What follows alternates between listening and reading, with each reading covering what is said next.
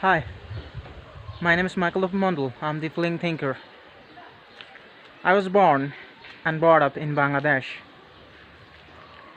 Now, Bangladesh is a sovereign state. There are more than 200 sovereign states right now in the world. Bangladesh is one of them.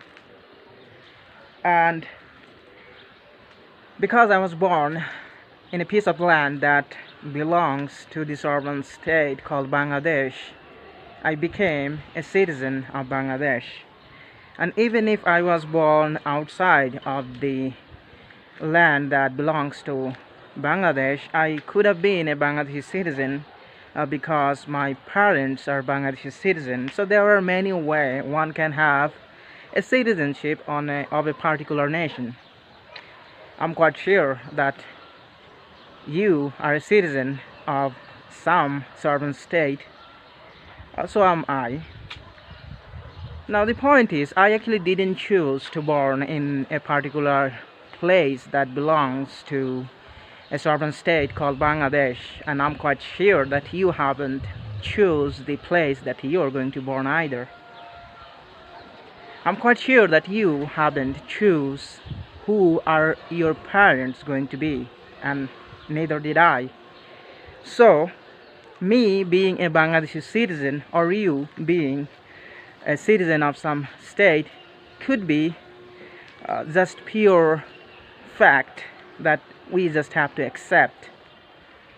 Some people do migrate willingly and try to take the citizenship of a nation. That's a different story, but most of us are citizens of a particular sovereign state by virtue of our birthplace or our identity of our parent. And based on that, we make laws that can have huge impact on our lives. Let me give you an example. I had to flee from Bangladesh. I had to flee from there because I was speaking against Bangladesh, the government, sovereign state system. I was criticizing Islam and all religion.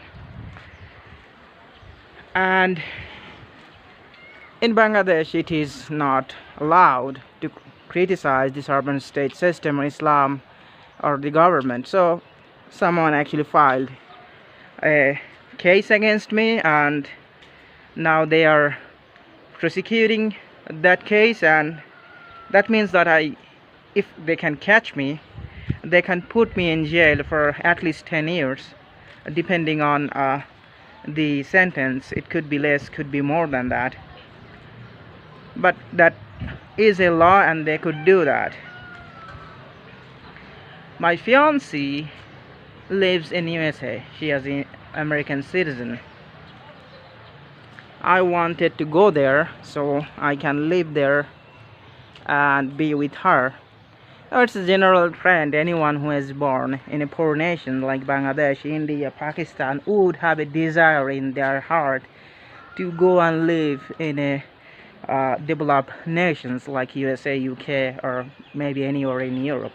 I had that desire. There is no question about that. I had that desire, and I had that desire even long before I knew my fiancé. So we tried to get a visa. We applied to USCIS. We filed a I-129F, which is a fiancé visa case. So we filed that with USCIS, and they approved our case, and our case was in Dhaka Embassy.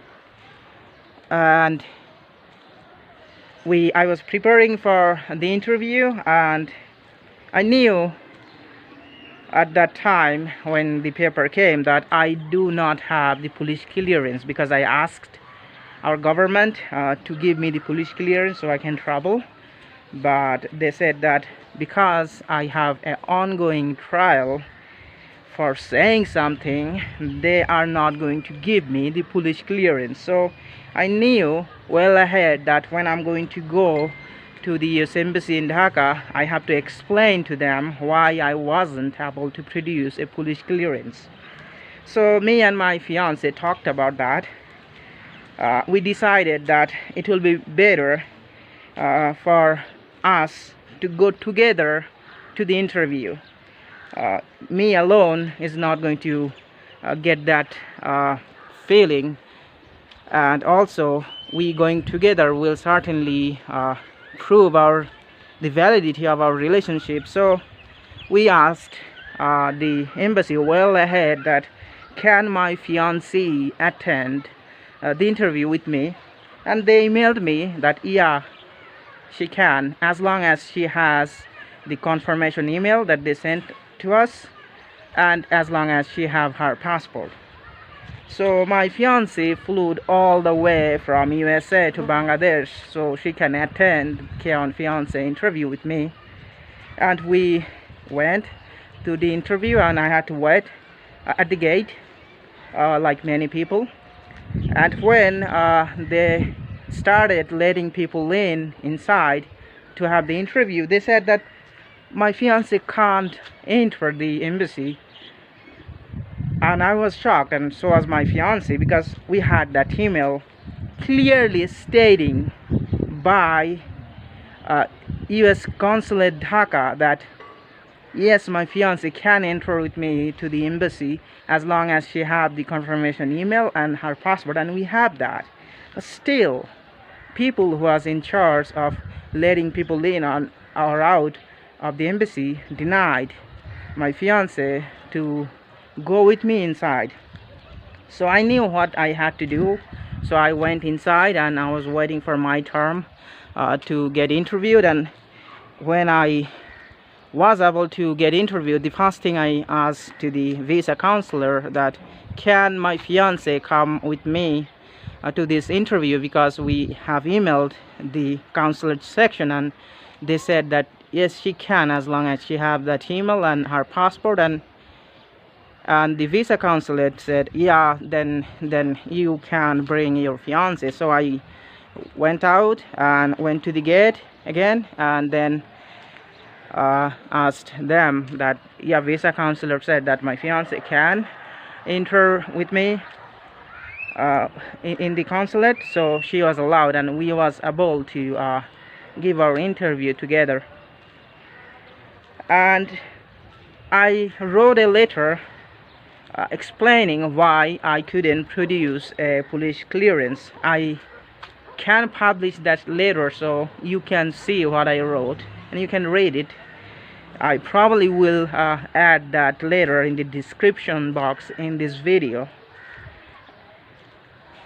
So I was watching the visa counselor while she was reading my my letter explaining why I wasn't able to produce a police clearance. She was laughing, and that's probably the most disgusting thing that I ever experienced. Here is a man who lives in Bangladesh who said things against Islam, getting persecuted by the state and getting persecuted by Muslims, and wrote a letter explaining that his life is in danger and he could go to prison. And she was laughing reading that letter. I mean, that's disgusting. And then she asked me and my fiancé some questions, and she was talking to probably higher authorities at the visa consulate, and then they said that they can't give me the visa at that moment. I have to wait for further reviews. And after 3 months after we have our interview, the visa officer said that they are not going to be able to give me visa, and they sent our case back to USCIS. First of all, it wasn't right for them to make my fiancé stand outside of the consulate, a busy road in Dhaka, standing there for at least 2 hours. That they didn't have any right to do that, because we followed everything that they asked for, and still she had to stand on a busy road in Dhaka for 2 hours. I wish that we could just sue them for that, but I can't. I think I should be able to.